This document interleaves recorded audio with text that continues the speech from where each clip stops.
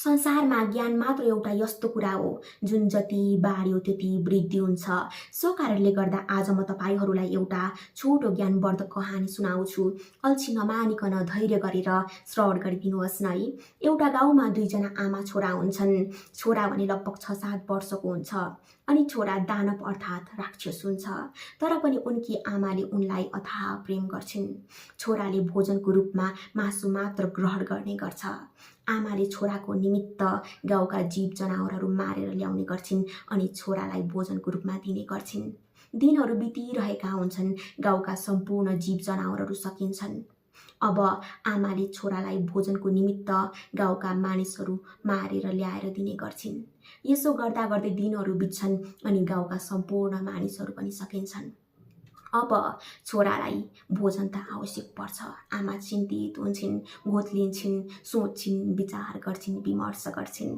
त्यस पश्चात उनले एक दिन आफ्नो छोरालाई भोजनको रूपमा आफ्नो हात काटेर दिन्छन्। भोलिपल्ट खुट्टा काटेर दिन्छन्। यसो गर्दा गर्दै उनले आफ्नो शरीरका सम्पूर्ण अङ्गहरू आफ्नो छोरालाई भोजनको रूपमा ग्रहण गराउँछिन्।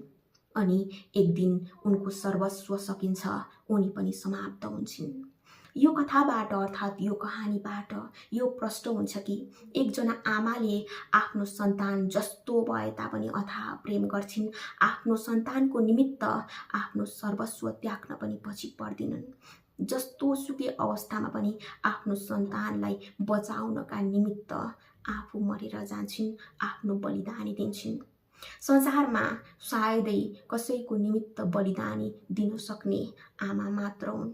आमाभन्दा महान यो संसारमा अरू कोही पनि हुन सक्दैनन्। यस्ता महान व्यक्तिको निमित्त हामी सम्पूर्णले पनि आफ्नो बलिदानी दिन नितान्त छ। सदा आफ्नो आमालाई यति अथाह प्रेम दिनुपर्छ कि, यति अथाह स्नेह दिनुपर्छ कि आमालाई सदा लागोस् मैले दिएको बलिदानीको यो उपहार होस्। सो कारणले गर्दा हामी सम्पूर्णले आफ्नो आमालाई सदा प्रेम गरौँ, सदा सम्मान गरौँ। अनि यो कहानी यहाँहरूलाई कस्तो लाग्यो सुझाव तथा प्रतिक्रिया पनि कमेन्ट मार्फत अवश्य दिनुहुनेछ भन्ने मैले अपेक्षा गरेको छु। आगामी दिनहरूमा यस्तै अझ कहानीहरू, अझ उत्कृष्ट कहानीहरू पनि लिएर उपस्थित हुने बाचाका साथ आज भने बिदा हुन्छु। हवस् त, धन्यवाद, नमस्ते।